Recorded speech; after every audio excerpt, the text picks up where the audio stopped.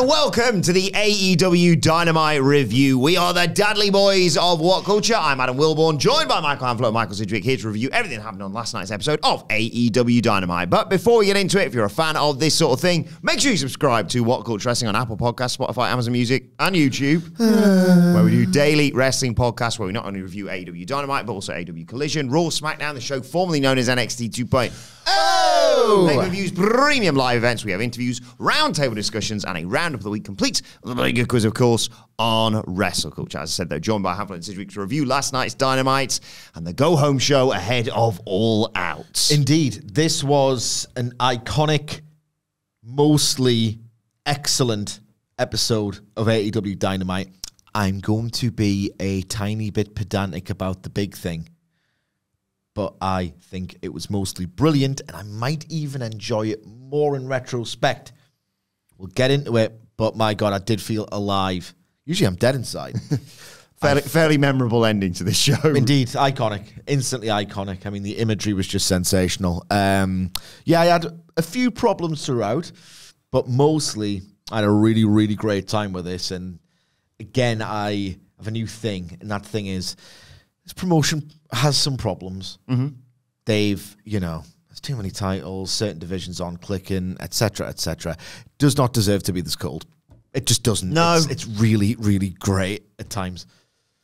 Yeah. Great. The gonna love it in retrospect point, I think, applies to a lot of AEW at the moment. Yes, them close an image because it will be reflected on for years and years and years. And it was wonderful to be watching something that you like. It's great when you know you're living through it. Great. And you know it's going to be one of those things that you look back. There's going to be those engagement accounts on this day, and it's going to be like, yes, that amazing. Remember where I was, what it felt like seeing it for the first time. But I genuinely think, in a more low key way, you can apply that to a lot of AEW at the moment. I think they've, and it's such a great response to the criticisms from last year.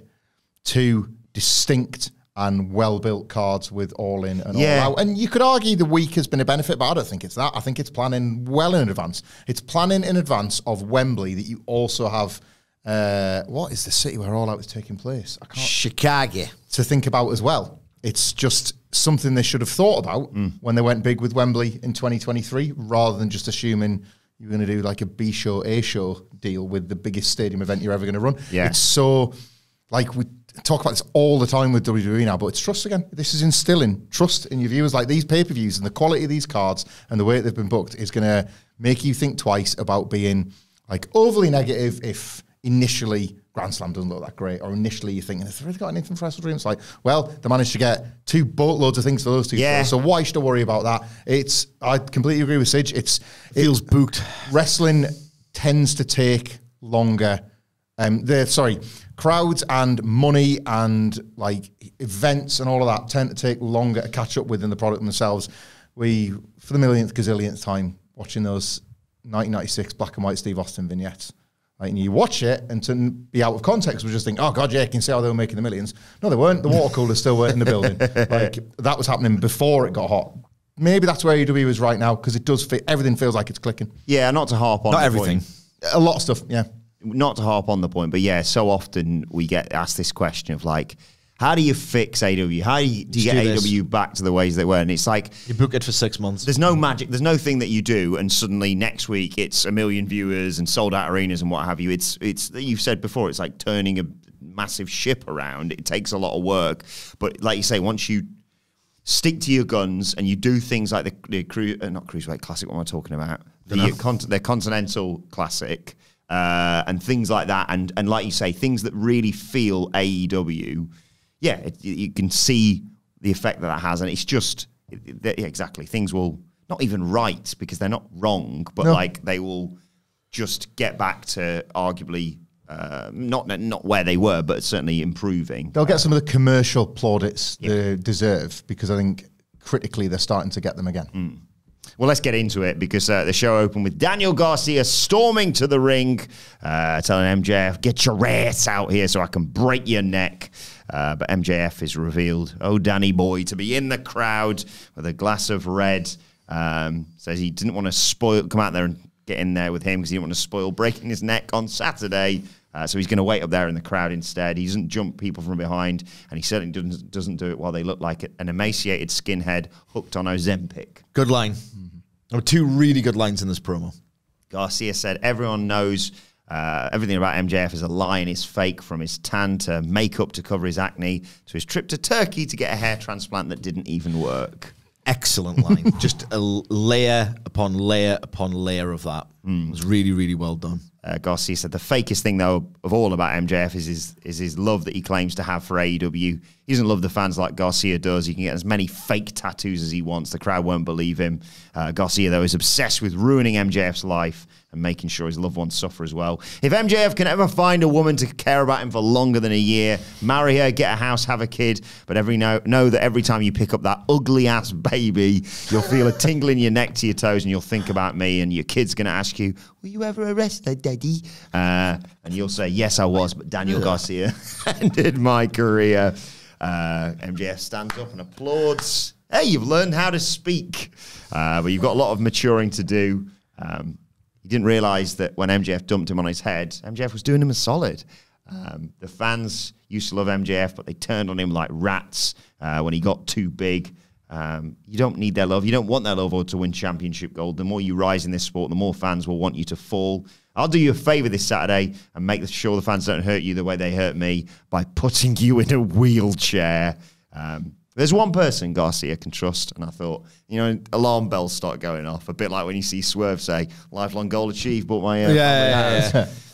There's one person you can trust, Max. Where's this going? Your mother. She'll take care of you laying in your bed, and that's not going to be the first person she's going to be taking care of whilst they were on their back. Sige, break this down for me. Okay, right. So Danny Garcia, very close with his mother. Obviously, there's a deal there where, his neck was badly damaged a couple of months ago, and she tended to him at his bedside, bed rest. Okay, can I get you anything? Maybe a sandwich, a coffee, that sort of thing. But what MJF... Is she also a nurse elsewhere then? No. No. Oh. What MJF was implying is that it's you have trouble with this. It was like what's called double entendre. It's that... like not medically tending to other men who are lying on their back, but just having sex with them in the cowgirl and reverse cowgirl position. That makes a lot more sense because they're on their back. Yeah. This is why all the positions. All 4 of them. This is why on the Tuesday NXT pod you don't laugh at a lot of Stax' jokes. Yeah, he does quite a few of them. Flies over my head. Yeah, makes sense now. Anyway, obviously this fires Garcia up. This accusation. He jumps the barricade. There's loads of security trying to stop him. He just gets held back, and then he lays them all out, finally breaks free, finally gets to MJF. Boom! Wine bottle smashed off his head. He's busted open, and he's just sort of slumped there, and there's blood pouring down his forehead. And MJF says, "Do you mind if I take a seat here?" And he squats down next to him, pulls him close with his white suit on, just a great contrast, obviously.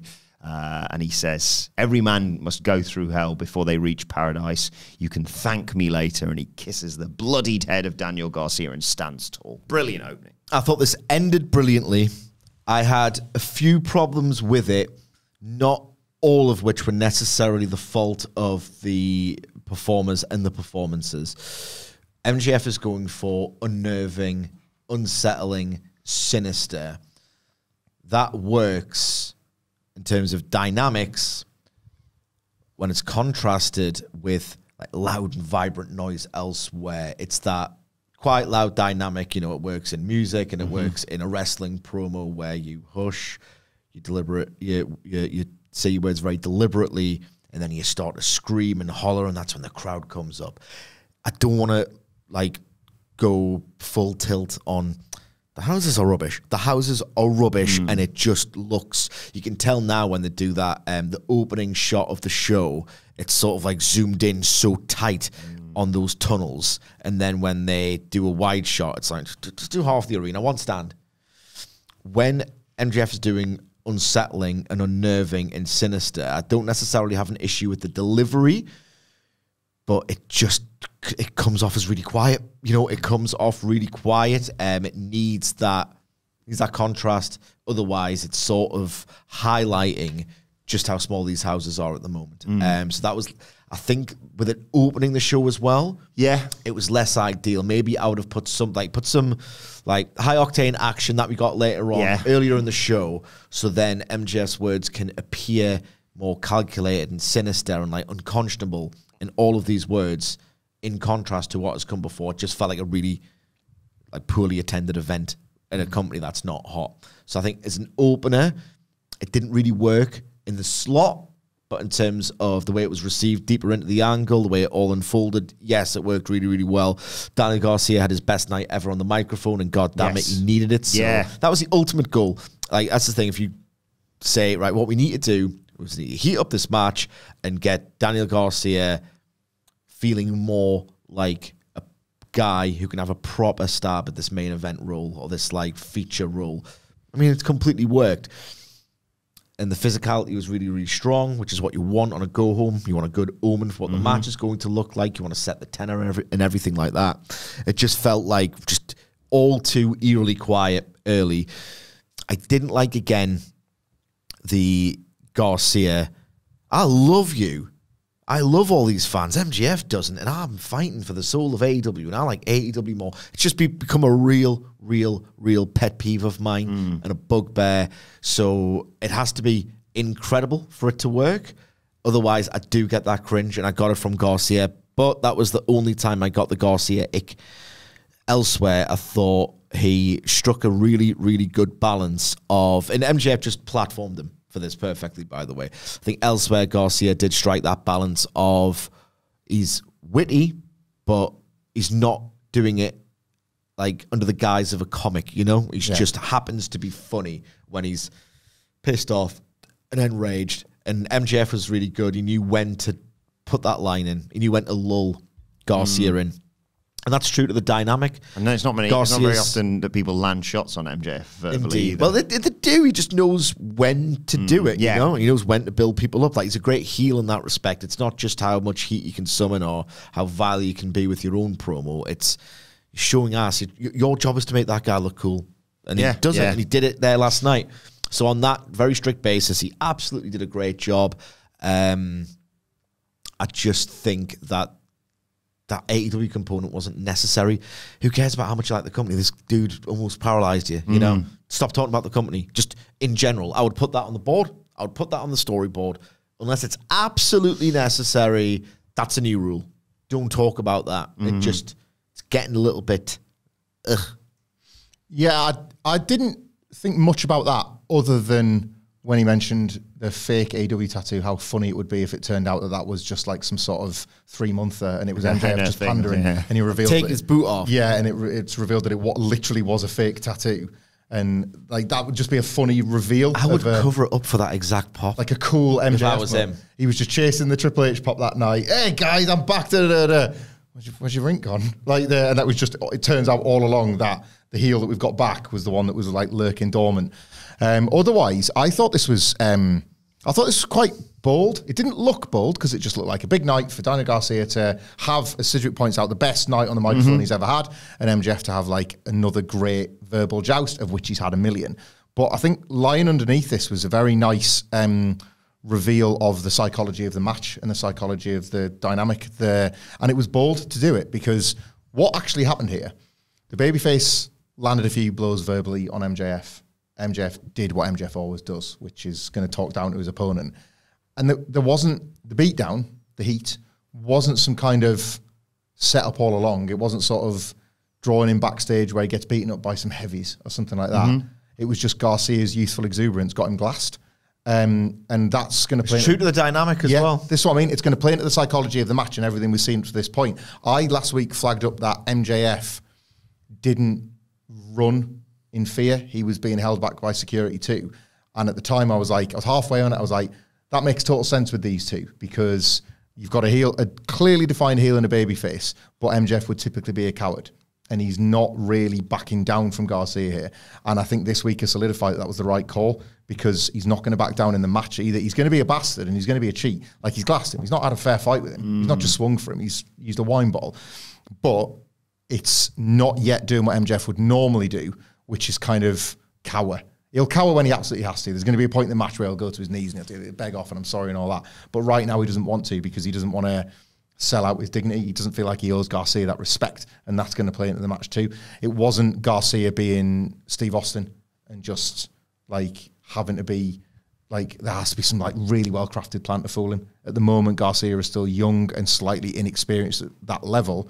And with something as simple as a wine bottle attack in the stands, MJF is almost showing him that. And he's allowing like fans and us and everybody to understand why he's going to be arrogant in the face of Garcia's challenge to the point where it might catch him out on Saturday. So it was like a good, we'll see this all played out in the match. MJF never throws things away. Like this will absolutely be how this match plays out. And I think it's been, again, right up to the Garcia returning at Wembley and him surprising MJF but not knocking him clean out. MJF is there in the ring and he's about to go for him. He's not, oh my God, you're back. Right, I'm going to have to chin you again. Like, it's been handled really well to build to this kind of match. And I really hope Garcia wins for how it's not just going to be a big win on a pay-per-view. It's going to be a big win over a guy that is putting him over for the first time. He's not taking him seriously enough, and he should. We just filmed our predictions, and yeah, we were saying, I mean, I don't obviously want Garcia to win, but I said it'd be very interesting to see what the MJF character does if he starts going on a bit of a losing streak. I mean, it's only 2 matches, but a losing streak nonetheless. Well, you and myself will be previewing All Out in full later today, so I'm just going to leave it till that. I'm better than you, and you Merlot it. So,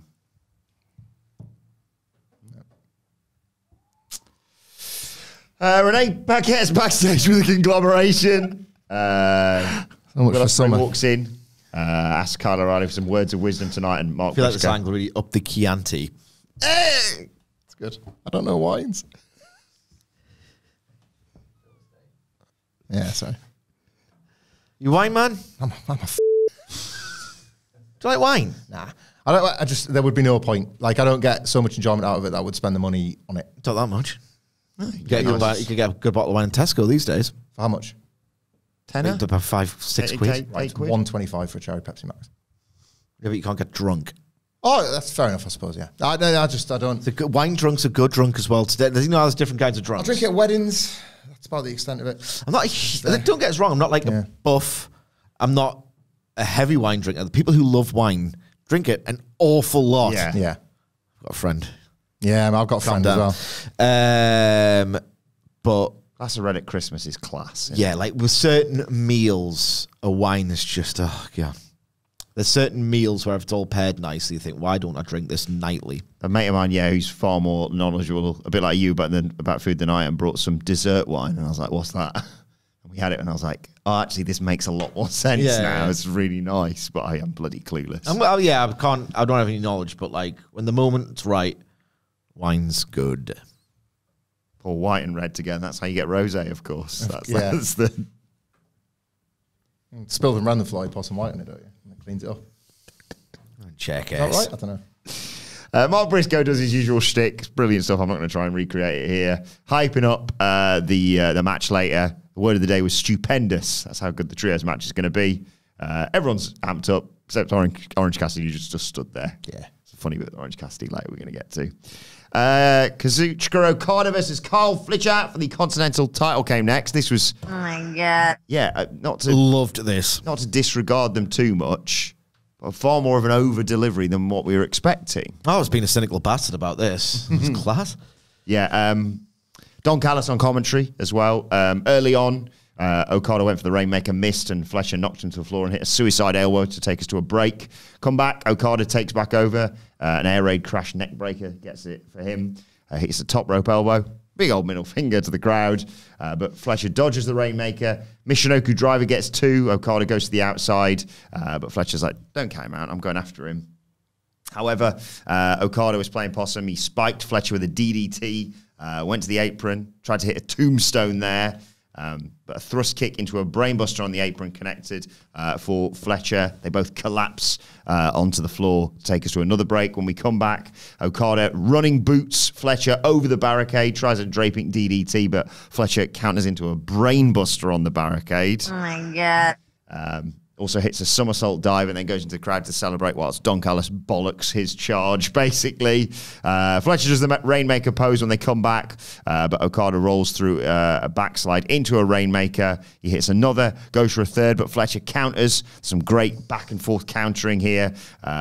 Fletcher hits a half and half and then jumping tombstone for 2. There's a minute left. Suddenly you realise the time is running out. Fletcher goes up top, but Okada pulls the ref in front of him. Fletcher goes after Okada, ripcord into the Rainmaker, big old low blow, lariat, 1, 2, 3. Vintage Okada for me. I absolutely loved this match, and I thought it was sensational, and I was almost shocked by how much I loved it, and I was almost appalled by myself for just having such measured expectations going into it. This was... I've often referred to Okada in my writing as the great unsolvable puzzle in just watching, like, at his peak, that mid to late 2010s, watching someone like just come close to potentially maybe even solving it was like, you must be like the babyface of a lifetime for even coming close to getting this guy. And then, of course he's drop kicked you at the exact precise moment where I'm thinking, this is your match to win.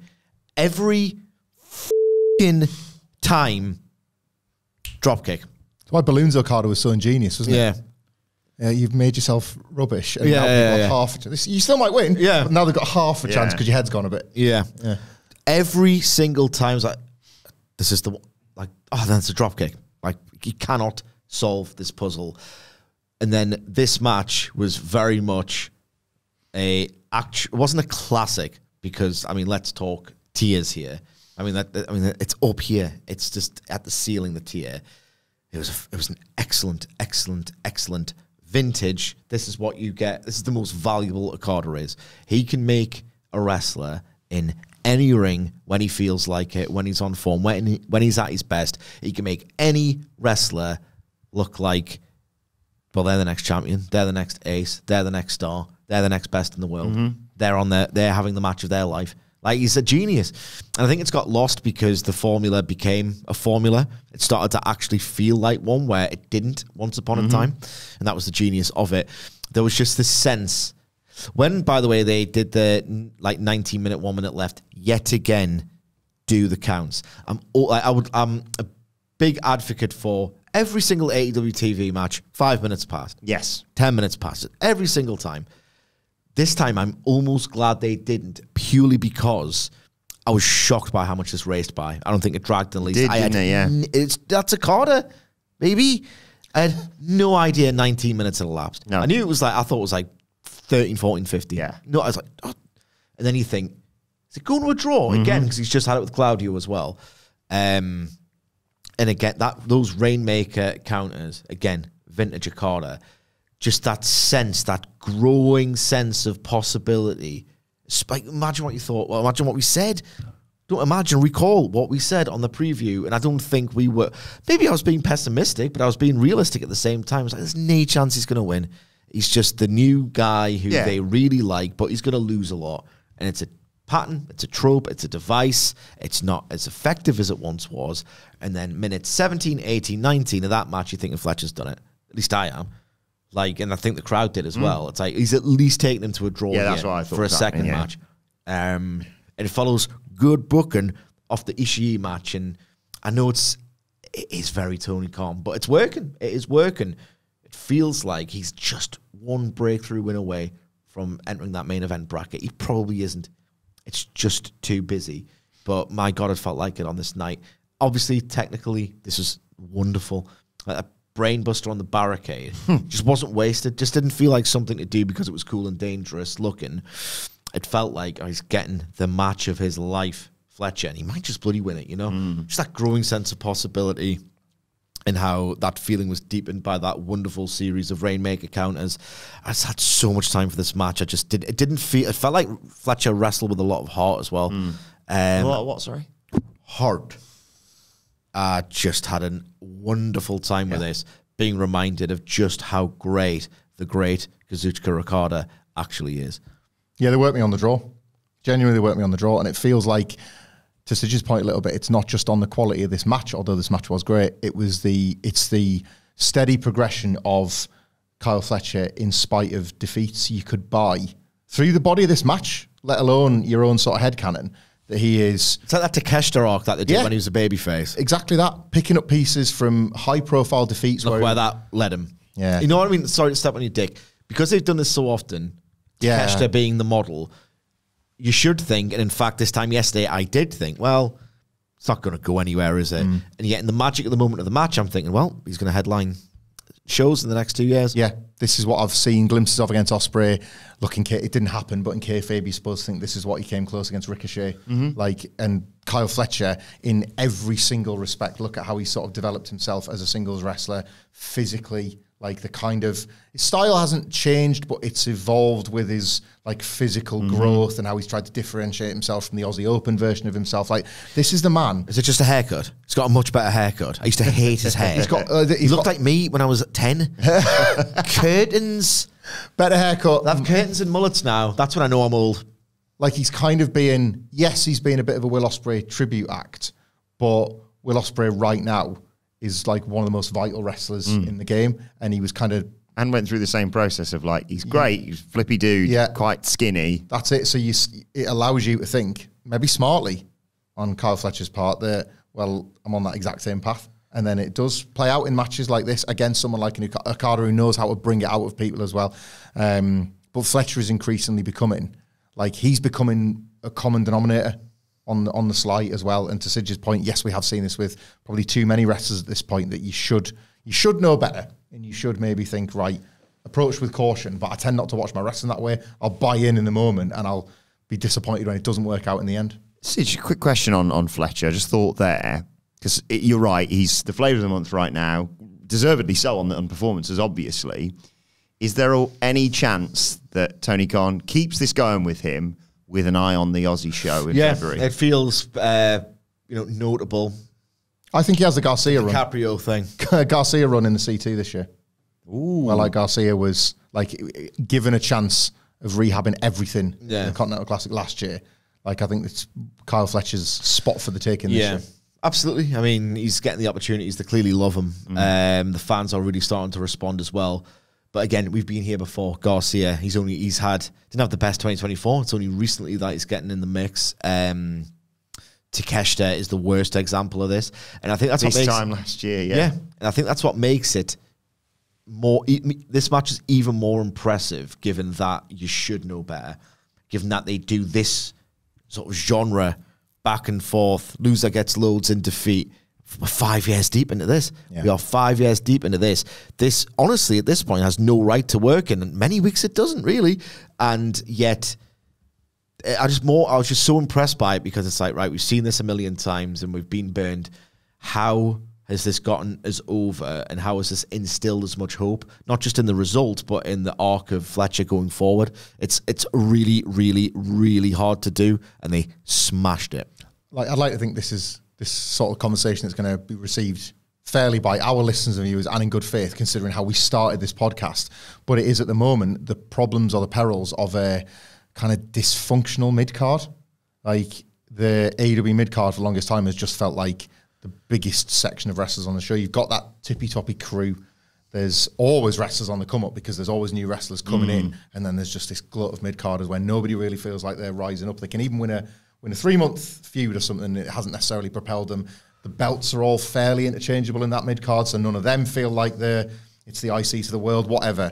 But again, as AEW continues to make a lot of little fixes, all it will take is someone like a Fletcher being followed through on to make you think, oh, the mid-card is working again. Like there is this sense of, because the next wrestler that goes in that trajectory, you'll be able to use Fletcher as a positive example, rather than Sidgwick being able to list 6 off the top of his head of the failed ones. Yeah. Like, that's all it takes, is 2 or 3 good examples where you suddenly, oh, well, it worked for him and it worked for them, so why not? Yeah.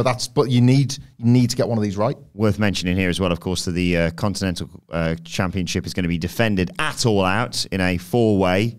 Kazuchika Okada, obviously, they put the graphic up whilst this match was going on, will face the winner of 3 matches on Collision. It is Orange Cassidy versus Brian Keith, Lance Archer versus Mark Briscoe, and Konosuke Takeshita.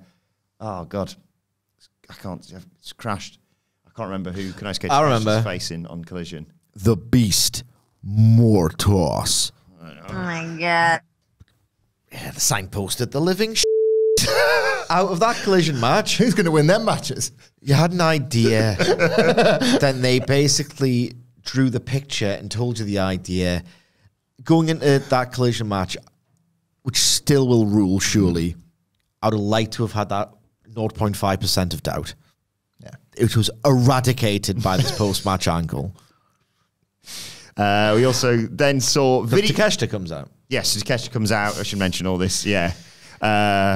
We got video footage around this of Swerve Strickland and Prince Nana outside Swerve Strickland's childhood home. He's just able to buy, thanks to his new contract with AEW, and fulfill a lifelong dream. What could possibly go wrong? Yeah. More on that later. Then, Michael Sidgwick, we got the first... I don't know how to describe this. I'm going to defer to you on this, because we got, later on, of course, Mariah May, Nyla Rose, AEW Women's title. Big match. I'm conflicted here, because it was a squash. It's a squash. Jamie Hayter versus Robyn Renegade. It went 2 minutes, 26 seconds. But Robyn Renegade I'll run you through the match, then get your thoughts on this and how it affects Ladies' Night. I didn't come up with another song today. Okay. Saraya and Harley Cameron are watching backstage. They watch Hayter no-seller dropkick and just nail poor Robyn Renegade with the lariat. But yeah, like I say, Robyn got in some offense there. She got some double knees. Again, Hayter just like, fine. Comes out charging boot. She also hangs Hayter up between the ropes, and it's a double stomp. But Hayter counters a leaping Renegade with a snap power slam, breaks her back multiple times. I love that. Yeah, and then just lifts what's left her up for a Haterade. 1, 2, 3, and commentary says she won't rest until she gets revenge on Saraya. Right, yeah, that's fine. Don't add that to All Out. No. Please don't. I don't need to see Saraya stinking up the gaff. I just don't. Yeah. A rubbish dud. So, no, And no, thank you. I don't, we assumed they were going to maybe potentially run it back between Toni Storm and Mariah May. Arguably now even with the arguably Ospreay pack match, but certainly MJF, Daniel Garcia in the main event, the whole thing that you were talking about, both of you, about how Toni Storm's like, you're going to die, I'm going to kill you in the build to All In. They should step it up a Grand Slam. Yeah. Because it's already, there's enough steps flying around it All Out, which emanates from Chicago. Mm-hmm. Yeah, so this match existed for something I don't want to see, but it remains just a good thing to watch Jamie Hayter back in action kicking ass. So as an experience, without thinking of, oh God, she's going to sell for Saraya at some point. Yippee. If you ignore that, which you kind of can't, a fun time and a nice time is had by all. As it pertains to Ladies' Night. Thank goodness, right, the most important thing. This was a match involving two women. Was it a women's match? Was it a matchup? Or was it a squash? Because we play a game, and I'll tell you the aim of the game before we get to the name of the game in due course. But they're being sneaky, because this isn't really two women's matches. This is a women's squash. Mm. You could argue that a squash is just as noble as a main event done correctly. But this wasn't, Lance Archer versus Marco stunt. This was just, here's Jamie Hayter's time. See you later, Jamie Hayter. So I don't know if this qualifies as a match, which throws into question the winner of this week's game. Yes. I think it does. I think it totally does. You think it counts as a match? Yeah, 100%. Despite the fact it cost you the game this week. You're putting this ahead of the game. Are you kidding? No, this is better than Raw. Jamie Hayter is mega over. Oh my God, it's the highest praise in the world. It's better than Monday Night Raw. Everything's better than Monday Night Raw. Nothing typically I took a goddamn this morning that's better than Monday Night Raw. Nothing is typically better than the longest running weekly episodic show other than Gunsmoke. I wish you hadn't said that, because I was going, Gunsmoke's better. Gunsmoke's goated. Goatsmoke. No, Jamie Hayter's mega over. And if they'd have done what they have always done, which is have her cut a backstage promo that might be interrupted by Saraya, that doesn't even put her in front of the light crowd. Cow! Yeah. I just you could say something like that. To set up a Rampage match that you'll never watch, then they've not done as good a job as they have of servicing this angle, and indeed Jamie Hayter. Wrestling on a Dynamite card is what classifies as mattering in AEW. That's where we're at currently at the moment. They're telling you Hayter matters, the Fued matters, women's wrestling matters.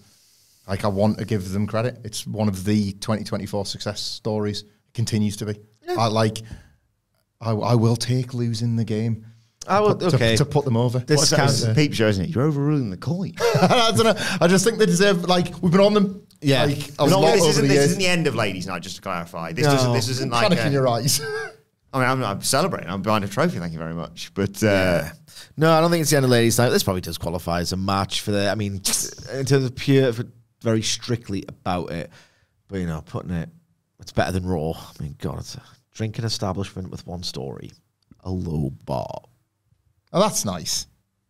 I wasn't getting up to that point because you said one story, and I was like, WWE, it's been about like 3 years since they only had one story. The story's out the f***ing air. But Sid, do you know the game? Do you want to do it now, or do you want to do it after Mariah May? Oh, Mariah May. Okay, we'll come back to that. Bit of homophone humour. Roderick Strong's backstage. You like that? I got him with words. This kryptonite words. Man was 10 marks short of like top marks in an English exam, That's how you crack him. That's how you crack that nut. I missed all this. I must have... How do you crack that nut? So that Ralph Wiggum clip, the first time you see him in The Simpsons. But what man can tame her? Yeah. It's like your voice and it's a bit sexy. Roderick Strong's backstage pleading his case about his foot was under the ropes. Daniel said the ref didn't see it.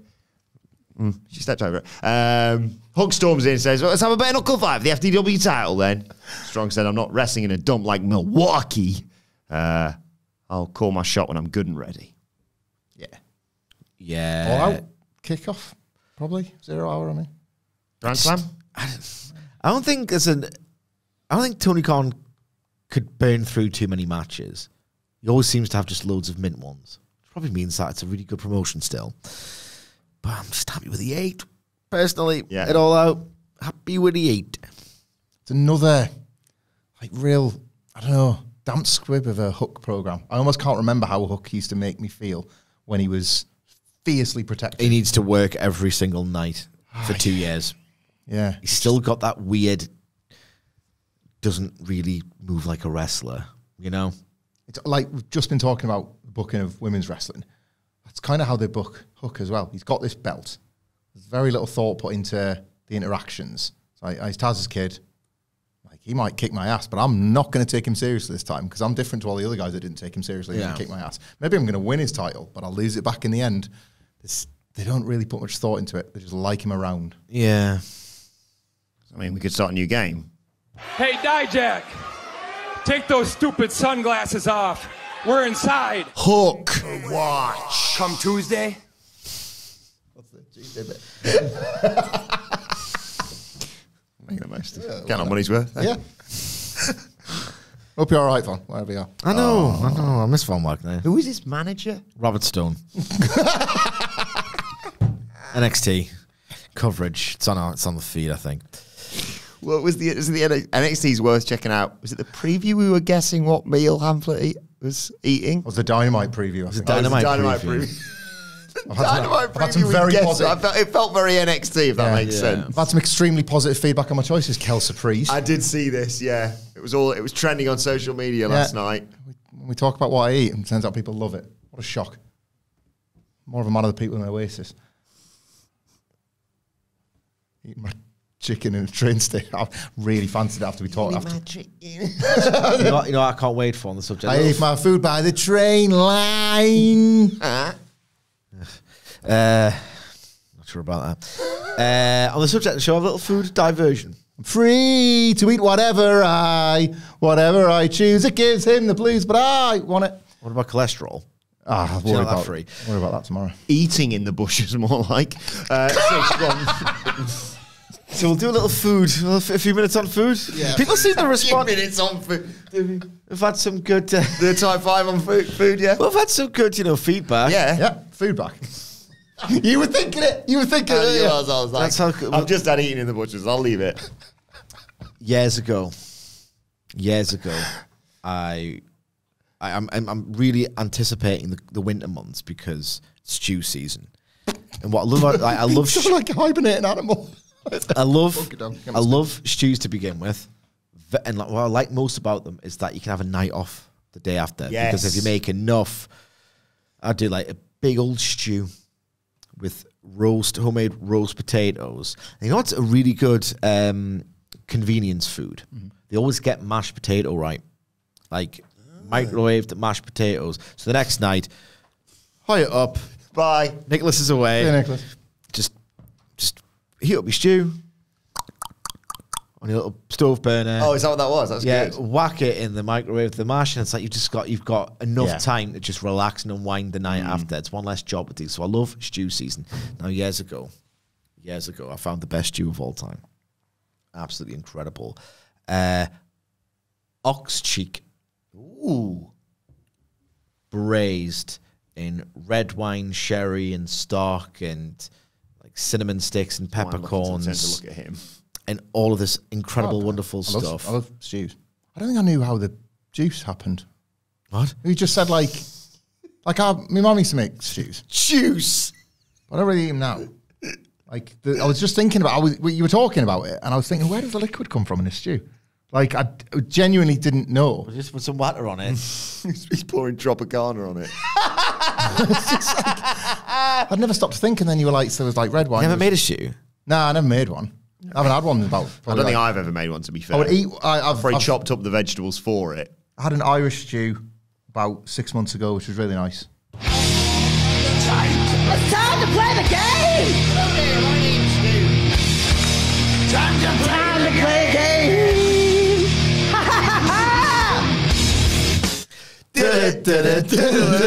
How do you make the juice in a stew, Hamflet? Well, is it stock? Is that it? Water and stock before you add the wine and that. Sounds a bit thin to me. Sounds very, very thin indeed. Let's put some water and some beef, is it? Think about it. There's different methods. If we're not including wine and what was the other thing you said? Sherry. Yeah, it's still very thin, isn't it, for a juice? Don't look at me. I've got no help here. I just chop the vegetables you up. need to learn how to cook, mate. I've told you I'm going to when I turn 40. Oh, yes, We're all yes. in our 30s. Fact. Yes, on our 30s. fact. Way off that, though. Get back from America as a 40-year-old man, having eaten all the junk there is to eat, and be like, right, I've completed that stage of my life. It's time to... 40-year-old virgin chef. Yes. What you need, otherwise you're just having some beef and water, is... He doesn't mind like Yeah, I would eat that. beef in water. Beef. Watery beef. Beef on plate, water in glass. You would. You Yeah, need... knife and fork like this, tray on my lap. You need... Telly in front of me. You need what's called a thickening agent. Yes. I guess that's what I'm asking, I suppose. Yeah. Go on right here. I'm certainly stupid for having met you. It could be flour mixed in with your onions and garlic and stuff, and then that will slowly start, and you reduce it, like high heat will also thicken it up, and then you like leave it going as well. Or alternatively, you could add corn flour at the end, depending on the type of stew you're making, like a tin of chopped tomatoes, for example, various things. So that's how you make the juice made. Thank you. Anyway, so that's address that, how you make the juice. Years ago, so ox cheek, like the flour and the onions and the garlic, and then like sherry and red wine and cinnamon sticks and peppercorns. It was just absolutely wonderful, wonderful stew. Have you ever had cheek before? It is the most... It's a face or ass? Face. It'd be rump if it was the other thing. So it's cheek. It's There's a much meat. I'm trying to picture an ox's face, and I can't like... I've had cheek before. It falls apart unlike anything that I've ever had in my life. It's absolutely unctuous, delectable. But guess what? You're going to hate this. Waitrose stopped stocking it. And I used to go to every little pretentious butcher, like around like the Phoenix butcher. You know, after I showed my I was arse in going to the say window. there's two cheeks in the window. Yeah. After I showed my arse in the window, like the Phoenix one is Granger Market. I could do some like pig cheeks or ox cheeks. It was pig cheeks actually, or ox cheeks, just a cheek. It's like, yeah, what's that? Like, you're the butcher. I went to one Gateshead, and they were like, they just looked at me and just saw the sixth form poet that I am at my heart. It just wanted to bully us there and then. Slapped you with a chop.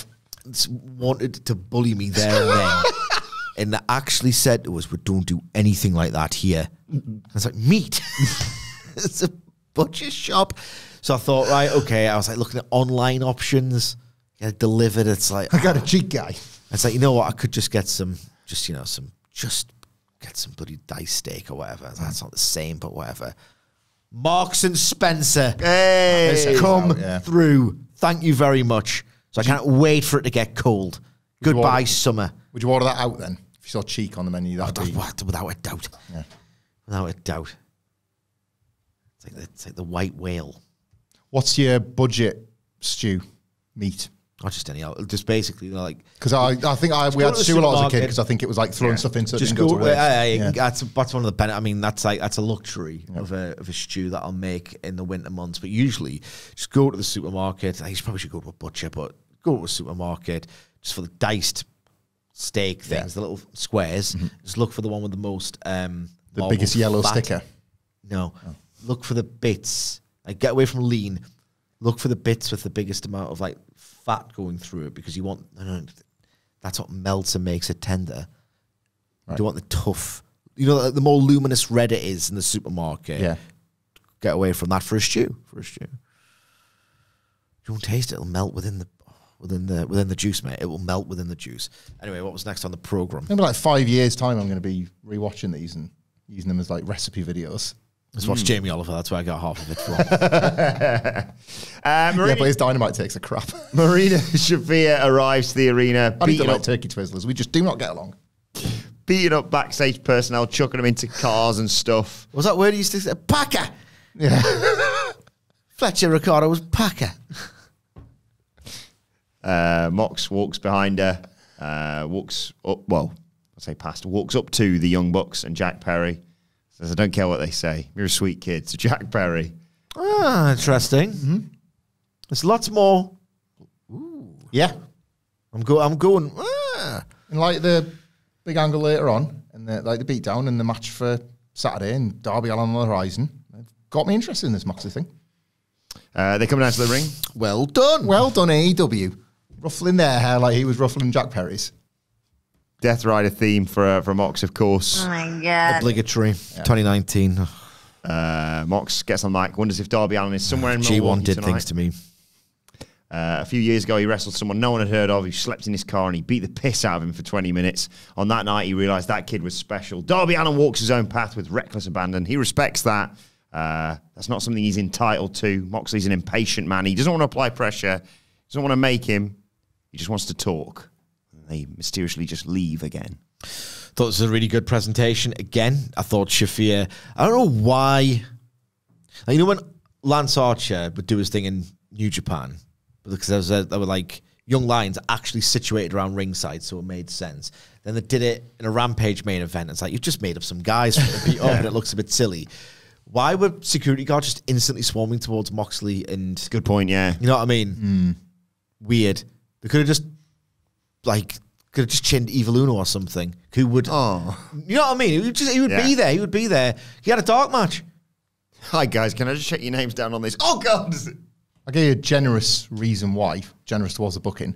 Could it be that Tony Khan or whoever has actually listened to what Moxley said last week and has found himself a little bit under threat by what Jon Moxley said to Tony Schiavone? Has put in extra security. Jon Moxley isn't actually welcome at Dynamite. Why would they press his music button? The Elite did it because he's buddied up to them because he's friends with Jack Perry now. Okay, maybe.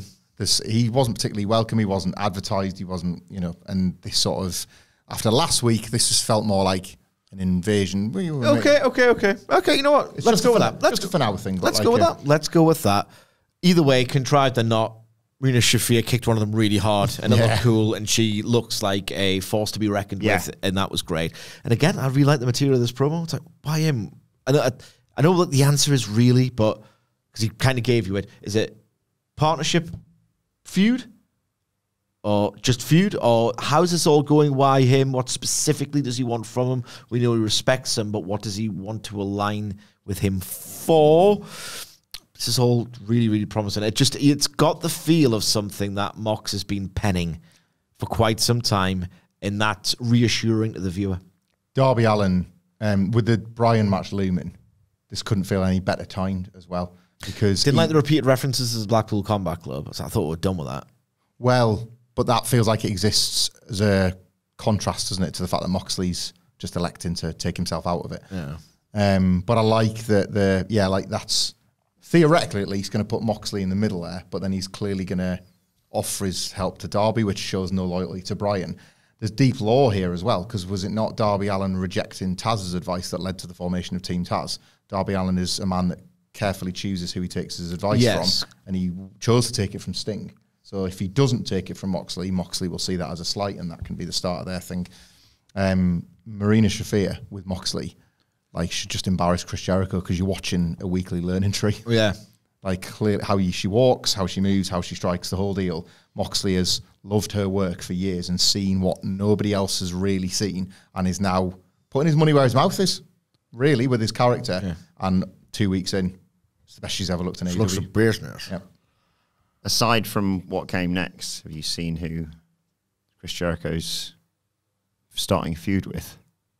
Go on. Ricochet. Yeah, fine, whatever. It'd be funny watching him try and keep up. Yeah. Ricochet trying to keep up with Chris Jericho, that is. Speaking of which, so Is that like one pretty bad match? Well, not bad, just like pretty average match in Dynamite. It's like, you know what, actually, yeah, you can have Jericho. Yeah. Like, finally somebody on Jericho Island that I'm not that passionately in defense of getting out of it. I did say, it doesn't matter.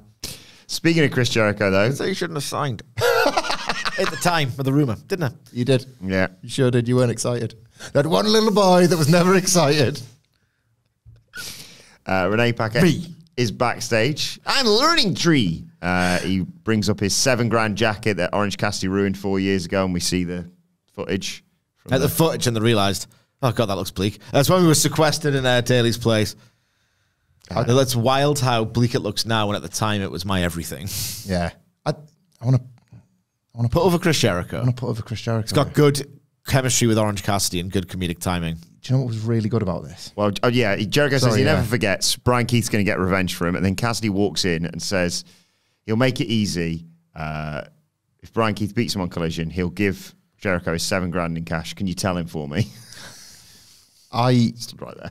really have to put over the thought of Chris Jericho for one element of this in this bit. Still a crap act. The learning tree still sucks. Chris Jericho, we should never forget why the learning tree exists and why Chris Jericho's in this current guise. They showed you the clip to remind you, in case you'd forgotten whatever. You ruined my $7,000 jacket. Why? Because with the orange bit, you took my white jacket and you turned it orange. What was Chris Jericho wearing? He was wearing a jacket that looked like the one Orange Cassidy had damaged. Like, that was a really, really nice touch. Like, really, really thoughtful from that bastard that still should be better. Yeah. Because he's got that in him. And See his bit with, I think Nick Jackson, was it? On social media, I think this was, post-match. Post-show, even. The books are like, whoa, what a great show. Bye, guys. And then Jericho walks up. And they're both wearing orange jackets, and they go, nice jacket, together. $7,000. Like, it's the Orange Cassidy It's a funny thing. number as well. Yeah, he knows what he's doing. Like the Orange Cassidy said, it's again, it's like Jericho, like, right, that didn't work. I'll do Orange Cassidy again, please. I'll have him again, thanks. Then it was time for the AEW Women's title match. Mariah May versus Nyla Rose. Had fun with this. Mariah May thought it was a good idea to slap Nyla right in the face to start. It wasn't. Nyla Rose just launched her into the corner. There's also a great bit, I can't remember where this was. There's a fantastic shot of, like, I think it's Nyla's hand, and then it switched focus, and there's Mariah. I don't know why, I really like that. I saw people talking about it on social media. Cinema, maybe, mate. Getting there. May avoided a beast bomb. Keep slapping Nyla Rose, but Nyla Rose just hits her with a great charging crossbody. Body slam into a leg drop, but May hangs her up on the ropes, throat first. Missile dropkick takes us to a break. When we come back, May's in trouble. She dodges a corner charge, though, hits a shotgun dropkick for a 1 count. They get to their feet, hit some headbutts, both collapse.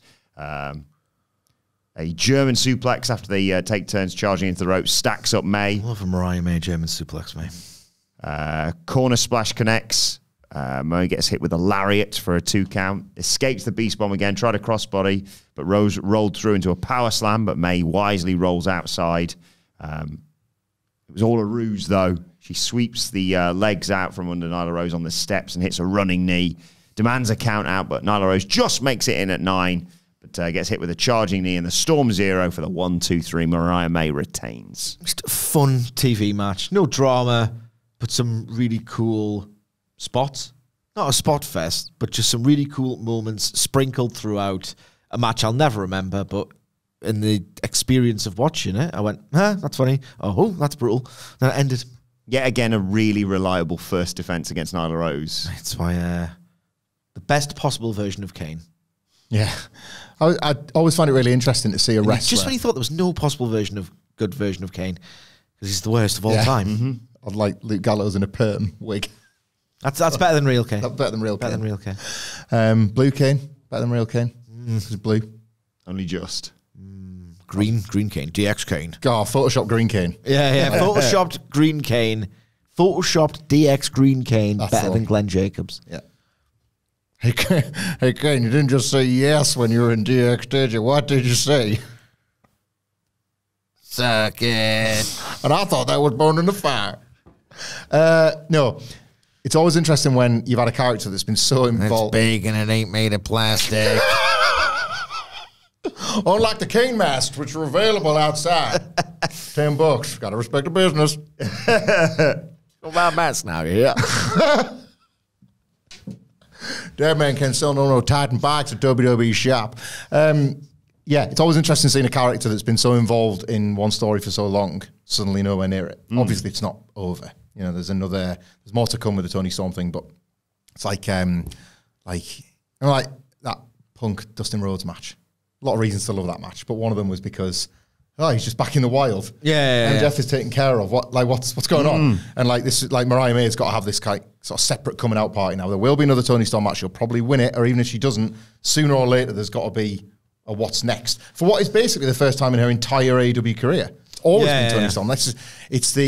You absolutely want to push more wrestlers in the women's division like you have done Mariah May. It's always been about one thing. It's never just been about the matches, but now this is the first taste of that.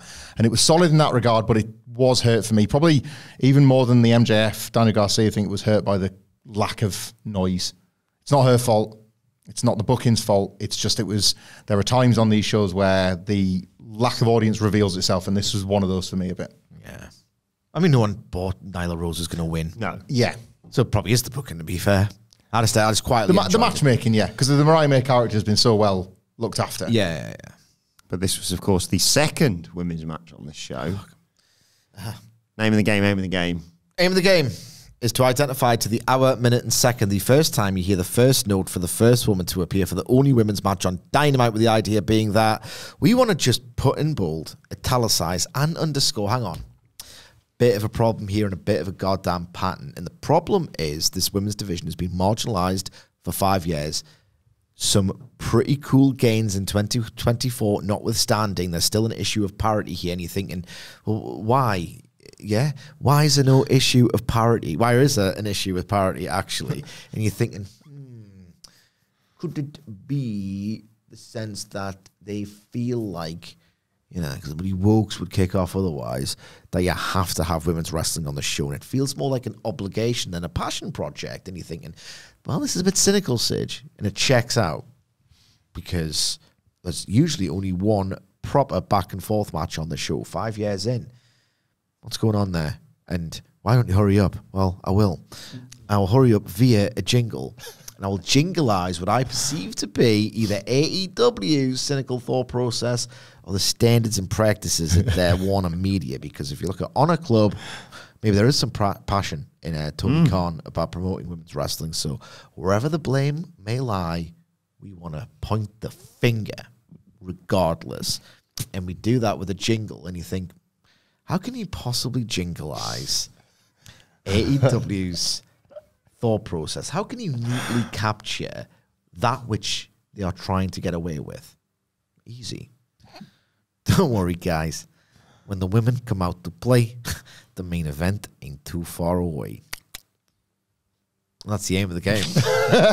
And the name of the game is, well, this is ladies' night, and I'm thinking, oh, what a night. Oh, wow. I don't know. I was panic when I haven't got a song. Thanks, as always, to the Panda Blair himself, Adam Blair, at Adam Wilton4 on X, and Jose Palomares at the Ho11, the guys who always take care of the this sort of thing. Sidge, do you want to run us through our guesses from the Dynamite preview in ascending, descending? I thought we were getting close. I've forgotten it again. No. I never know, man. Descending order. Mm-hmm. Adam Wilborn, I don't know you from Adam. 0 hours, 37 minutes, 0 seconds. Michael Hamflett, 1 hour, 18 minutes, 10 seconds. Me, 1 hour, 25 minutes, and 20 seconds. I'm definitely just making sure those are correct and not looking at another message I've received. Did I get those numbers right? So where did this match? Right, so thank you as always to the guys who take care of the data. Adam Blair clocked Jamie Hayter's match. Yep. 41 minutes, 21 seconds. A clear win for me. Yep. However, this match was at 58 minutes and 10 seconds, which would make it, I'd be 21 minutes and 10 seconds off, and you would be, I think, 20 minutes dead. Wow. But, as you said, the first match counts.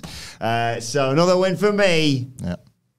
Yeah. Means the standings are currently, for 2024, if the game keeps going, I mean, you can call it any time, guys. Just put 2 full-length matches. What are we saying? Like, if they do, because the cage match says if it's under 5 minutes, it doesn't get a cage match rating. So they both have to get cage match ratings. It's weird, because philosophically, what is a match? Yeah, this is what, like, Jamie Hayter versus Robyn Renegade wasn't a match. It's a feel. It's not a time thing, even though that is the aim of the name of the game. The aim of the game, not the name of the game. Jesus Christ. I'm going to end it all. It's a feel. It'll be a feel. We'll know. We'll know when it comes. You can always tell. 3 for Sidge, 5 for Hamflet, 9 for me for the year. Thank you for doing all that, as always. Adam Blair, wherever you are in the world. Somewhere cool. Where in the world? He's probably, he's probably heading to the old. Like where in the world? You learned something. What was where in the world? It's a CBeebies one where in the world are they? One of their little interstitial ones, like not a full length show, or was it? Yeah, it was a good show. It's been a long time for you, CBeebies. Yeah, I'm fully in the YouTube world now. Too long, miss it. You're about to enter CBeebies as well. They're not there yet. Goated, man. Adam Blair's back in London. 64 Zulane. I never like that thing just before dinner. What's on your plate? And it's just kids. What's on your plate? It's like you've had a good half a day. The Some kids little precocious yeah.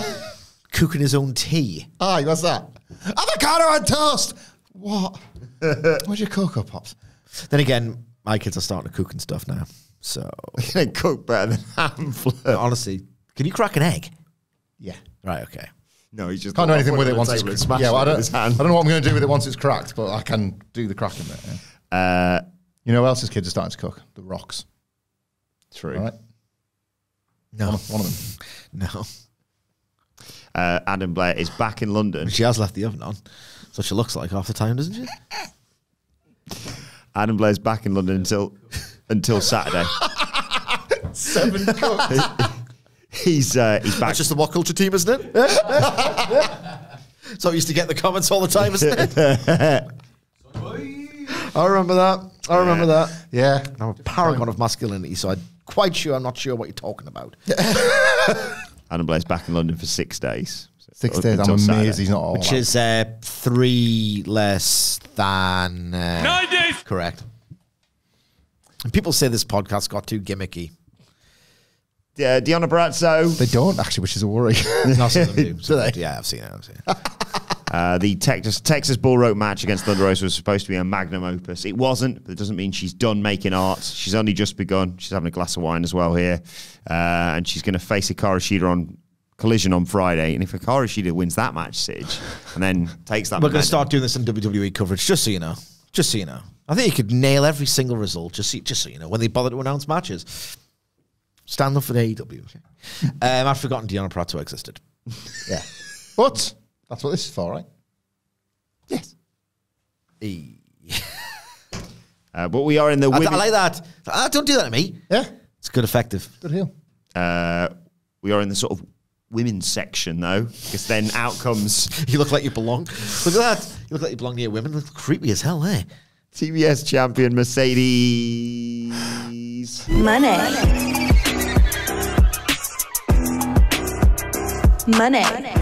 and Camille make their way to the ring, and they show the New Japan Strong Women's title match against Momo Watanabe. I do apologise if I got that I'm just wrong. going to give you enough rope. Keep talking. Monet runs down how Shida thinks she can be the ace when she's not even the face of TBS. The crowd chants, "Holy Shida." But Mercedes says she's 2 belts. Monet, the face of this company, and come Saturday, she's just going to learn like the rest of the division. There's a price to pay when you mess with Mercedes Monet. And then Mercedes is... At least the Mercedes bit. yeah, it's cumbersome. You can get there with this, right? You can. See, Hikaru Shida, as I saw people saying on Twitter, dressed like Solo Sikoa, appears on the screen. She said in the last match, Monet was 1 katana away from losing, and it's all thanks to her watchdog. Monet knows she can't beat the ace. Christopher Daniels walks in shot, says, "Look, Camille, you're a great competitor, but when you're ringside, you're a nuisance." Shut up, ladies. I'll fix this. You are now banned from ringside at All Out, and obviously Monet and Camille freak out, and Shida says, "I know you know some Japanese. Sayonara, bitch." I'm going to reserve a take. Remind me. Okay, you're going to remember this because it's weird. Okay. What have I just done? Okay. Because I've got a take on the finish, but we're doing a predictions podcast later on this afternoon. What are you laughing at? I don't even remember this because it's weird. Because I've got no memory, you see. That works. I'll be sitting there tonight at some point and I'll just bolt upright. Oh my God, Cedric's face. I must ask him about the Hikaru Shida thing. You must listen to the podcast. That's it. Wherever you get your podcast from, of And course. as soon as you dish that take out, what on a picture, your face doing that because it's weird. Indeed. Thank you. Brilliant. What I will say about the segment is got Hikaru Shida a babyface reaction in the building. It was nice to hear. The end of my take. I think this is good matchmaking. That's good. Not great booking, but good matchmaking. Yeah. For a 2-week build for, again, just importance. Just Shida's the ultimate utility wrestler in AEW in that respect, isn't she? And feels like they could have, if they'd wanted to, left Mercedes Moné off this card. They wanted her on it. I imagine they want a lot of people to see a good Mercedes Moné match. ASAP. At last. Yeah. A few people. Wagons are circling a little bit on Mercedes Moné from an in-ring point of view in AEW, so this is one of the best chances. She's got a free hit at Wembley. Yeah. So, good matchmaking. I've already had a good one on Dynamite as well. I'll never forget that from a brilliant All-In weekend. So I went to the bar with the lovely David. He got us some beers, came back. Sige, what have I missed? What's going on? Sige, I don't know. I don't know what they're trying to do. I couldn't tell because we were quite high up. Yeah. I can't tell. The Elite are backstage. Jack Perry talks about how 3 years ago, All Out 2021. the noise travels, and it's but it's not arrived. Yeah. He talks about All Out 2021 where were they for All Out 2021? Chicago. Thanks. Norway, Chicago. They love him there. The very moment Bryan Danielson, of course, arrived in AEW, he saw that and promised himself one day he's going to stand in the ring with the American Dragon. Fast forward this year, and he's sitting at home. Danielson's career is coming to an end. Perry didn't give up. He changed who he was. He went to Japan, did it by himself. He could have helped someone like me, says Jack Perry, but he didn't. He only cares about his fairy tale ending, and Saturday All Out, it's not going to have a happy ending. And Matthew Jackson reiterates that they will do anything as the Elite to make sure the AEW World title comes back to where it belongs. This was okay. I mean, my expectations have been lowered as in terms of a story. We know why it exists because there is a main event that will get built later. They told you the story, and it's not the story I wanted to see. So I was a little bit like, meh. I want to see a snuff film, mate. That's what I want to see. I want to see the For You tab of wrestling matches. Instead, it looks like we're going to go to somewhere near Planet Jarrett. Like total overbooked, Elite coming down, near falls of like, Okada's going to Rainmaker him, and then it's going to be a slow count, and then maybe they're going to do elite interference overbooking as opposed to the snuff film that I was seated for. Unzipped. I've got a great spot that I've told you about already for this. Yes. Tell you later. I think I'll say for the podcast. Mm-hmm. Okay. I think the elite want, like the Bucks, wanting the belt for the elite. I think what I said yesterday is going to happen. I think this is in service of another Okada match. Okay. I think they're going to, like, Jack Perry is going to fail, and they're not going to end their quest to get the belt. They're going to use Okada to try and get the belt instead. And then I still think Bryan will win, but there's going to be a lot more drama around the potential result because the elite failed in their attempt to send Sting out on his back, so they want to do the same to Bryan, that kind of thing. They're good heels for that sort of thing, the Young Bucks. So I think there's more to this. But I get where Sidge is coming from. I use the example of the Night 2 WrestleMania 40 main event. I think you might get a bit of both. I think that there will be a pretty great match before the nonsense, and then you might be able to sort of divide the match into two, even if the finish is brought about through just a bunch of stuff. I also think, I get why they've done it, but I'm not sure the allusions to Bryan being on the disciplinary committee have worked. That's like 2 weeks in a row that Jungle Boy has said, you didn't want me here. But he doesn't just want to, and I get it, they don't want to outright say, because of the Wembley boot off, you sent me packing, and the illusions just haven't landed. It doesn't feel like there's real hatred in Jack Perry's heart for Danielson to nearly ousting him. Punk in the footage, they might as well just say it. Yeah, well, yeah, Especially you're right. Yeah, it's his gimmick. Yeah, like his gimmick is perceived to be wronged by CM Punk. Yeah, and now we can transfer that to Bryan. You wanted me out of here, and you should have been looking out for me. And they've gone that close without just outright saying Might it. as well say it. Probably would have helped. Yeah, unless the doesn't make Danielson out to be the best of baby faces, but I think AEW fans will receive him as such. They'll see him. They'll be able to. It's one of those I can you know what I'm thinking? I get it now.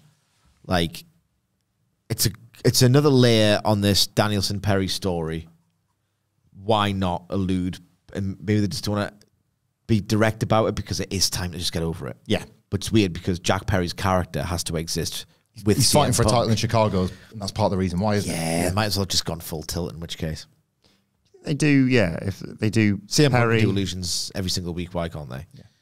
They do Perry, Okada, and then they go, right, we need to use someone who can beat Danielson in a title match. And they try and get the hanger. And he's like, I've told you, I'm not doing it for you. Yeah. Oh, I like that. Like that, baby. Trios match was next. I feel a bit tired this week now. A different kind of delirium. Yeah, not as all over the place as last week. Kids back to school can finally start getting back into a routine, which within 3 or 4 weeks you'll be sick of again. I know, I'm just exhausted. It's at a time where, remember when Dave was podcasting about something or other, like, God bless him, I think he started to fall asleep. And he's doing some kind of like historical deep dive about someone in the 70s, and he went, and he was all elite. It's like, just got it on the brain. Saw a brilliant, those engagement tweets. Where it was like, what conspiracy theory do you swear is real? And it might have been What Wrestling one, but I think it was just a wrestling account was using this. And it's great because I'm sort of with it now. Dave added the 6-star as a typo, and ever since he's just been posting through it. And it's very Dave Meltzer. Yeah. Like that. I broke the scale. Yeah. What are we going to do with this? It was better than the one I did a typo in. 7 it is. 7 it is. Keep posting. It was the trio champions, Pat, Claudio, and Wheeler Yuta versus Will Ospreay, Kyle O'Reilly, and Orange Cassidy. Just great chaos, this match. One point, Yuta hits an angle slam. Pat comes in and throws Cassidy to Ospreay, because that's who he wants. Everyone gets fired up. There's loads of counters. Ospreay dodges a leg sweep, hits a snap drop kick, and there's a 6-man face-off to take us to our first break. When we come back, Cassidy's being controlled by Yuta, but he gets out of it. Rolling Germans. Castagnoli comes in and cleans house. Pac tags in, wants an avalanche brain buster, but Cassidy... The brace buster. Play brace. Have your eye out. Cassidy breaks free, dives for a DDT. One of those knee braces split the dare band open once. I was working Stephen Lawn in England. He jumped on his neck and Undertaker was bleeding. Yeah. Tighten your brace, Steve. Put one around that stack of dimes you call a neck, boy.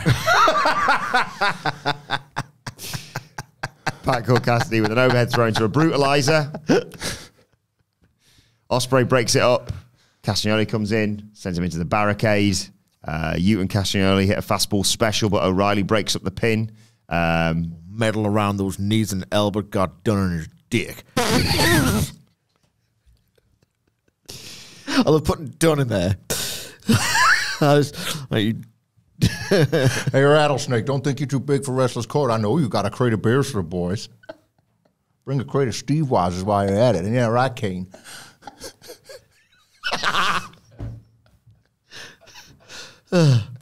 Yes. I told you, Glenn, you don't need to do the gimmick in Wrestler's Court. It undermines me when I'm dressed as a fucking judge.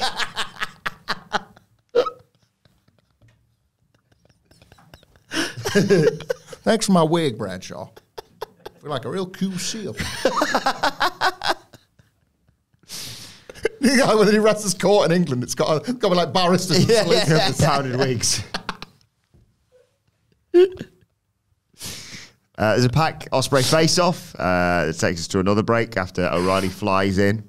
When we come back, Claudio's killing Cassidy with elbows. He hits Deja Vu, sends Claudio out to the floor. Cassidy hits a dive. Yuta comes out afterwards. O'Reilly flies off the apron with a knee. Pac hits a somersault dive. Ospreay hits a slingshot forearm. And Pac and Ospreay fight up the ramp. Ospreay wanted a hidden blade. Pac tried to sneak in another poison rana. Ospreay sends him off the stage, goes after him with a somersault dive, and they brawl to the back. More on them in a bit. Back in the ring, Cassidy hit a top rope DDT on Claudio. He dodges the Deja Vu and the Orange Punch, eats a Stun Dog Millionaire and a beach break for a 2 count. Cassidy and O'Reilly deliver very different versions of the yes kicks. Yuta puts a stop to the high-low, though. O'Reilly gets locked in the guillotine, refuses to let go. Powers up into Claudio's fading, but powers up into an uppercut. Giant swing. Yuta flies in with a drop kick, and they get the 1, 2, 3. A fabulous time with this match. Absolutely fabulous. Just, you get that potent, just that dynamite energy just injected into you. And it just feels like everything's going to be okay. Conglomeration, that one. They're class, man. They're the key to all They're this, aren't they? absolutely class. Absolutely class. It just feels like this is the only company that can do this. Just, forgot you two could wrestle each other within this amazing match in which I forgot you two could wrestle each other, and that caliber of actions almost always just utterly impeccable. My God, is it?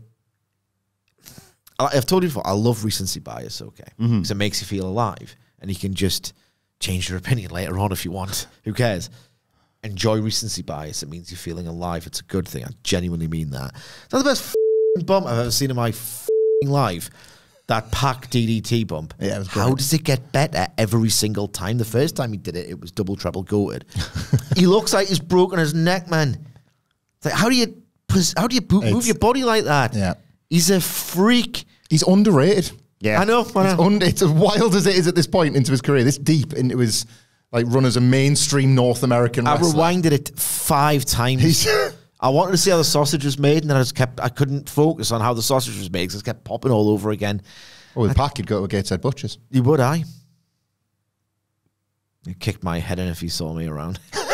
He would, wouldn't he? No, he's just the best. He's just incredible.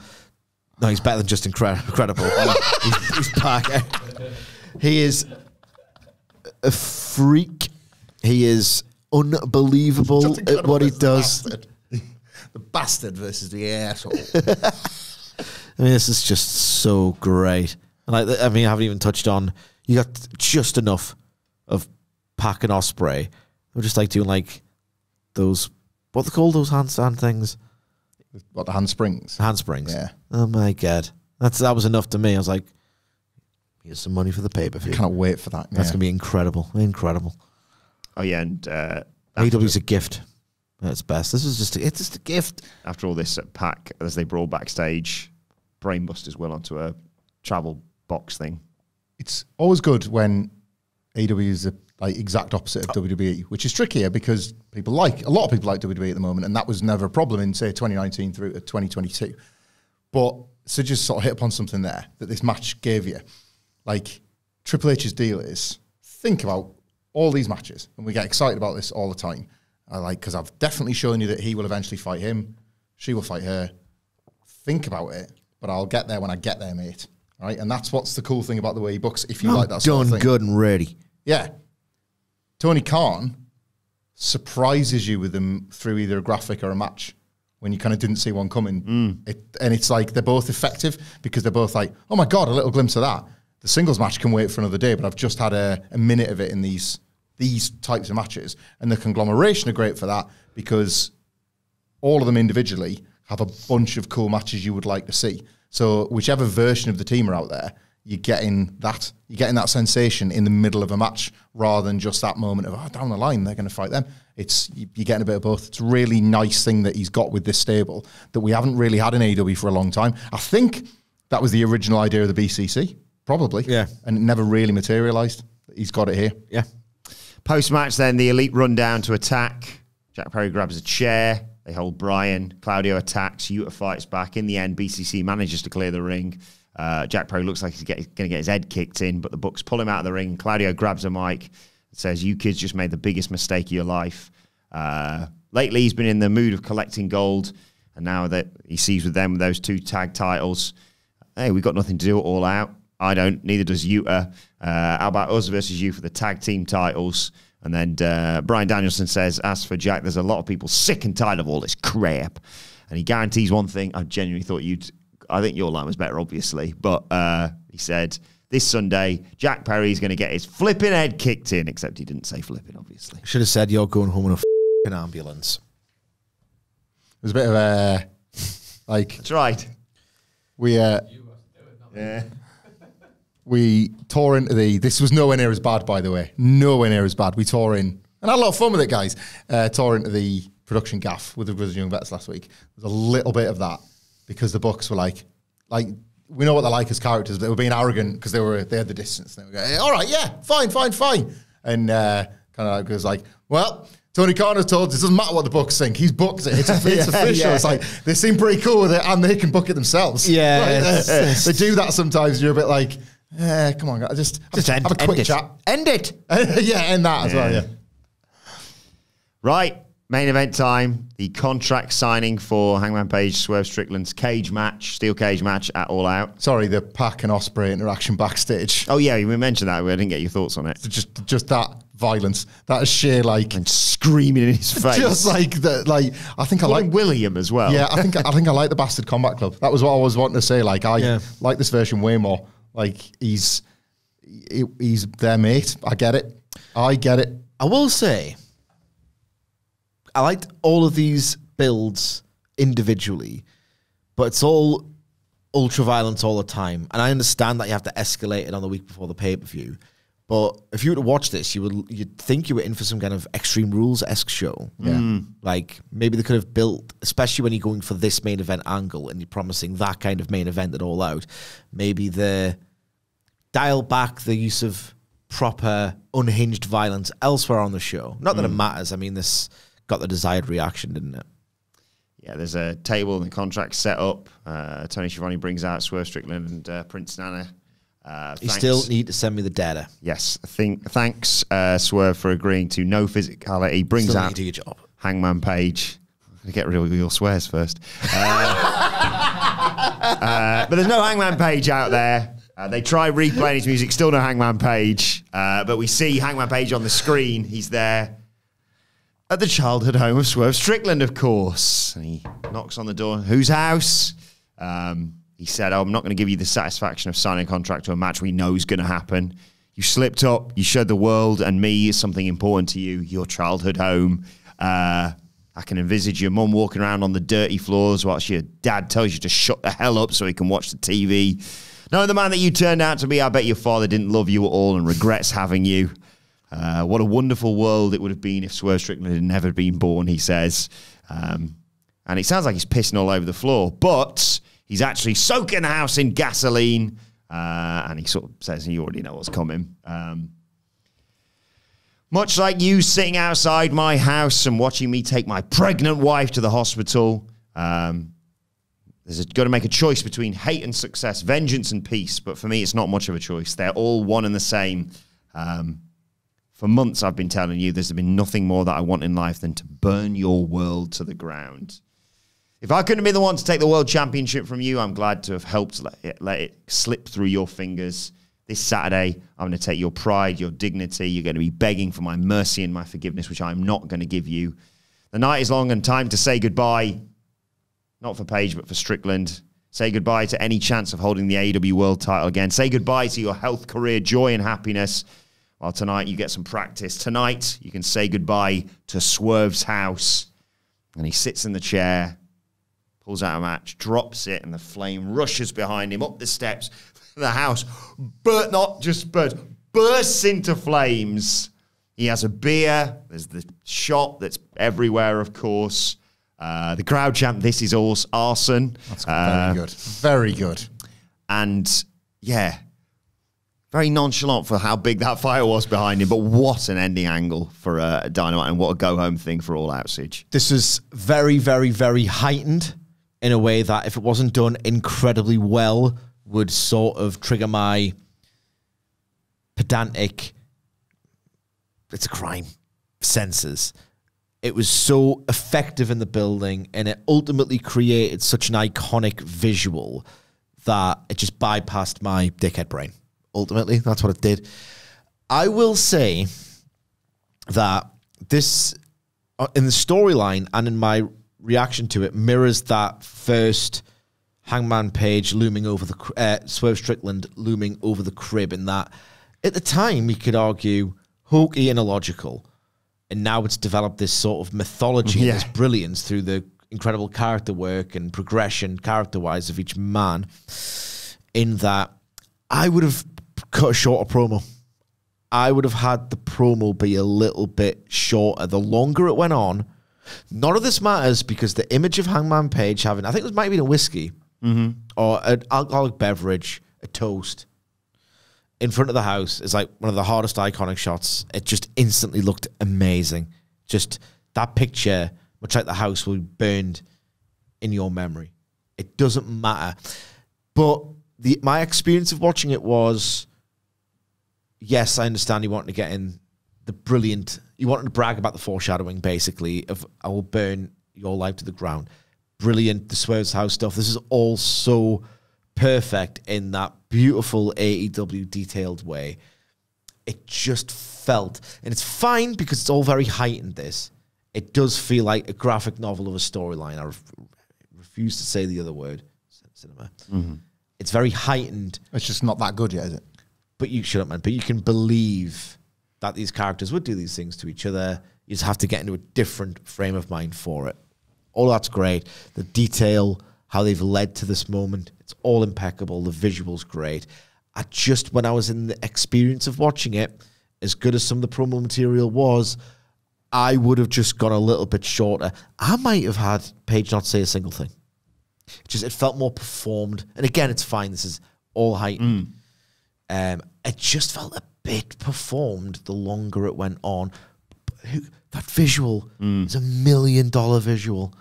That visual is so powerful that I will forget that towards the end of the promo, I was like, can we take this home a little bit? Because that visual is so incredible. It's so incredible. I just thought it just felt a little bit performed the more it went on. I loved it all. I didn't have that. And again, we're describing feelings here watching a show. I loved all of this. I loved the longer the Page promo went on, the more they cut back to Swerve, and the more they cut back to Swerve, I was so impressed with how he sold this. He had to have a good night in. I hate that dumb stuff in wrestling where they race out the ring. What are you going to do? You're going to fly there in time? Like, he was made to watch, and that's that like film thing. Yeah. It's like, it's like, it's all the more horrible for you having to see it. So Hangman Page, like Sid just said it there, get to the bit where he's going to burn his house down. Imagine Swerve feeling that. Yeah. Oh my God, he's going to get to the bit where he's going to burn the house down, And like, that was all part of the torture that Hangman was looking to put Swerve through, because if it isn't clear at this point, as it should have been when he frightened of this match now. When he threatened to strike. I am frightened by this upcoming match, and that's the whole point. I should point out, there's no steel cage match anymore. It is now an unsanctioned steel cage lights out match. Yeah, it's everything. Then they need everything, because look what they've done to each other. Again, I love it when a match or a stipulation or whatever is totally justified. Like, it completely deserves the steps and the stakes and the platform it's now been built on. This is the anti-multi-man ladder match, isn't it? Yeah, exactly that, yeah. Yeah, Hangman, for me it was, and I sound like I'm doing a bit, but I'm not. For me, it sounds like when it felt like when he threatened to strike Karen Jarrett, that was the moment where I was like, you can no longer justify this behavior. But then because of the immediate, almost comedic revenge of the guitar, you were kind of allowed to forget that, and here it is now. Like, here's the absolute dissent that Hangman Page will still justify, because it's like, well, this is tit for tat, mate. He was in my house first, you know? And I personally thought the sort of monologue-y element of this, because to go right back to where this podcast started about trusting the process, about being able to have a bit more faith in the booking because of the careful planning, because of the moment when the video dropped yesterday, you're like, what's he going to do at this house? Hangman's going to be at this house tonight. We know this. Swerve's just shown you this video. This video is here. As the angle alert goes off, but in a good way, you know. Hangman, last week, I was putting over the fact that you've only just found out that he's had a second kid. Why? Because Swerve was at his house. Again, his house that he's moved to get away from the first house that Swerve knew the address of. Hangman saying all the stuff he said feels like it will one day pay off something else. Hangman talking you through his motives this one last time, I don't think was just for the thickos at the back. I honestly think I've got such faith in AEW and such faith in the trajectory of the Hangman Page character that some of the stuff he said there last night will one day matter in his next story, or in another match with Swerve, or in whatever's next for Hangman Page as he tries to find himself as a babyface again. You know, like I've said it on the preview video going out, but this isn't stepping on you guys' dicks because you've got a full podcast review. I think he wins, but I think he, in the moment, feels nothing for it. The best possible version of the staring at your hands, why am I so violent? You know, the Tully Blanchard Magnum TA version of that kind of thing. And I think this is part of that. Like, he is effectively at this point out of body. To be in that house, doing what he's doing, saying what he's saying, is a man that he will soon not recognise as he wants to become good again. And I think all of this, I want to believe that all of that verbal stuff was in there for that. It's for what's still to come, not just as a recap. It was a recap dressed as something else. So I didn't have a problem with it, and I loved watching Swerve having to react to it and see it. Crowd were great. Like, this is arson. Like, isn't too funny. It's a crowd that are deeply engaged, and we're able to cobble that together in seconds and be unified as one behind the story. That's a perfect bit of engagement. As good as you're going to get from a modern crowd anyway. Especially, yeah. So, yeah, I just loved it. Loved it. It's like, remember Randy Orton burnt down Bray Wyatt's house? It's like, that's a bit much. Yeah. Like, couldn't you just attack him from behind? Couldn't you have hit him with your move out of nowhere? You've burnt down his house. Imagine him doing that in the context of a wrestling story. And Bray Wyatt quite liked him as well, didn't he? Yeah. You know what I mean? Like, imagine doing that in the context of a wrestling story and us as wrestling fans going, yeah, it's come to this. Yeah.